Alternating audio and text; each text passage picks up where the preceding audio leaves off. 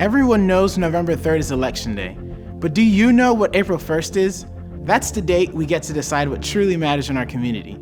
Census Day is April 1st. El 1 de abril es el día del censo. Es nuestro derecho y responsabilidad participar. When everyone is counted, we get the resources and representation we deserve. The U.S. Constitution mandates that everyone living in the United States be counted every 10 years. Your information is not shared with anyone. Not your landlord, not the FBI, not the CIA, not Homeland Security, not immigration, and not customs enforcement.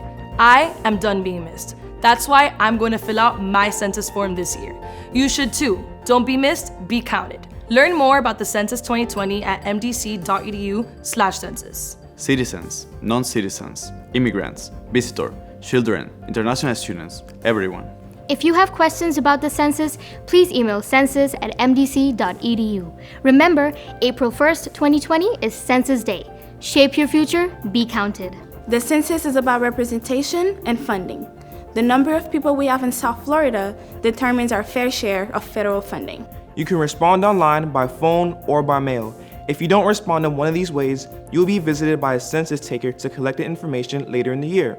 You will be asked 9 simple questions such as age, sex, and the number of people who live in your home, including children. 1 avril, c'est jour recensement. How do I complete the 2020 census? This March, the U.S. Census Bureau will send every household an invitation to complete a simple questionnaire about who lives at your address. How does the 2020 census affect representation?